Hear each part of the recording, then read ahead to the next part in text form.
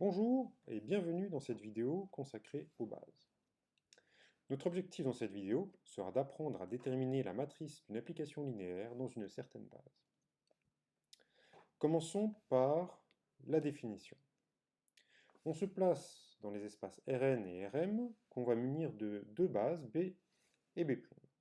B étant la base de Rn, B' étant la base de Rm. Et on regarde G de Rn dans Rm, une application linéaire. Ce que l'on va appeler matrice de G dans les bases B et B' sera la matrice formée avec les coordonnées dans B', en colonne, des images par G des vecteurs de B. Voyons sur un exemple comment les choses se passent. On considère l'application G de R2 dans R2, définie par G de XY égale YX. Et on va utiliser comme base la base B0, qui sera la même base que B'0, qui sera la base canonique de R2, donnée par le vecteur 1, 0, 0. Si on regarde l'image du premier vecteur de la base canonique, on obtient 0, 1, qui est donc 0 fois E1 plus 1 fois E2.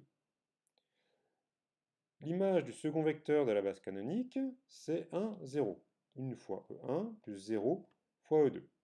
Par conséquent, la matrice de G dans la base B0 sera donnée par les coordonnées écrites en colonne des images des vecteurs, donc 0, 1 pour la première colonne, et 1, 0 pour la deuxième colonne. Attention, la matrice de l'application linéaire dépend des bases dans lesquelles elle est considérée.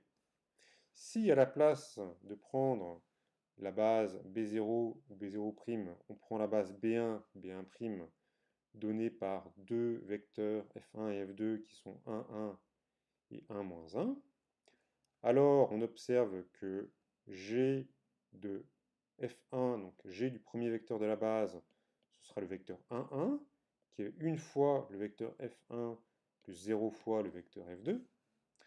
G du second vecteur de la base F2, ce sera moins 1, 1, qui est donc 0 fois le vecteur F1 moins 1 fois le vecteur F2.